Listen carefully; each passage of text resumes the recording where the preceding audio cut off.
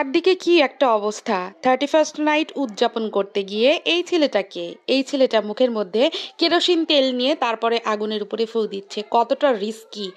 এক ফোঁটা কেরোসিন তেল আমাদের যদি লাংসে বা লিভারে যায়, হার্টের জন্য এবং সারা শরীরের জন্য এক বিন্দুও উপকার তো দূরের কথা, ক্ষতি থেকে মৃত্যু পর্যন্ত হতে পারে। কি একটা রিস্কি! তারপরে আবার কোনো বাউন্ডারি ছাড়া ছাদের একদম টপে উঠে এই ধরনের একটা কাজ করছে। কতটা অসুস্থ মস্তিষ্কের হলে এভাবে উদযাপন করতে পারে একটা দিবস, এটাকে কি বলবো আর। আর এদিকে এমন ভাবে আতশবাজি পড়ছে, প্রত্যেকটা বোমা বোম যেটাই বলেন না কেন, বাজি বা আতশবাজি সবকিছুই কিন্তু আগুন দিয়ে তৈরি। দেখেন, একটা ছিলকা যদি কোথাও পড়ে তাহলে সেটাতে কিন্তু অনেক বড় দুর্ঘটনা ঘটতে পারে। ইতিমধ্যে দেখতে পেয়েছি যে বাদুড়গুলো এদিকে ওদিকে ছুটাছুটি করছে। তো এগুলো পশু পাখির অভিশাপ নেওয়া। আসলে সকাল হওয়ার পরে বিভিন্ন পোস্ট দেখতে পাচ্ছি, বিভিন্ন জায়গায় বিভিন্ন পশু পাখি মারা গিয়েছে, বিভিন্ন বাচ্চারা অসুস্থ হয়ে হসপিটালাইজড হয়েছে, এবং বিভিন্ন জায়গায় অসুস্থ মানুষজন যারা বৃদ্ধ বয়সে আছেন, বাসায় ছিলেন, তারাও অসুস্থ হয়ে গিয়েছেন আরও অনেক বেশি।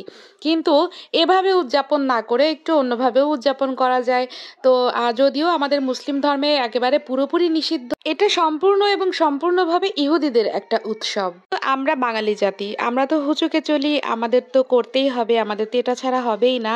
তবে সবচেয়ে যেটা কষ্ট লেগেছে সেটা হচ্ছে আগুন এখানে ওখানে পড়ছিল এবং পশু পাখির ছুটাছুটি।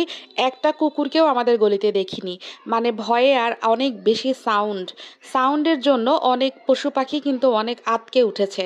এবং আমি যখন দেখলাম যে একটা বাদুড় এইদিকে দৌড়াচ্ছে, তখন বাদুড়টাকে আসলে ভিডিও করতে গিয়েই উড়ে চলে গেছে, কোথায় যাবে বুঝতে পারছে না।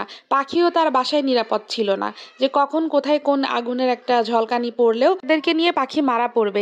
ফানুসগুলোকে উড়ানোর পরে ফানুসগুলো যে কতটা বেপরোয়াভাবে এখানে ওখানে পড়ছিল, মানুষের ফ্ল্যাটের জানালার কাছে গিয়েও একটু ফাঁকা পাইলে রুমের মধ্যে ঢুকে পড়বে। এই যে, তবে একটা জিনিস খেয়াল করেছি, প্রতিটা ছাদেই কাপড় চোপড় মেলে দেয়া থাকে, কিন্তু কাপড়গুলো উঠিয়ে নেওয়া হলেও যেসব ছাদে কাপড়গুলো আসলে কাপড়ের দড়ি দিয়ে বানানো, যে টানানোর রশি, সেই রশিগুলোর উপরেও কিন্তু আগুন ধরে যেতে পারে।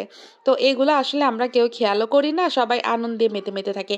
আর এই যে ভয়ঙ্কর এই ফানুসগুলো যেখানে না সেখানে চলে যাচ্ছে। ক্ষণিকের এই সৌন্দর্য আর মজার জন্য কি দরকার এত বড় বড় রিস্ক নেয়ার? নিজেদেরও রিস্ক, আর পরিবার, সমাজ, পশু পাখি সকলের।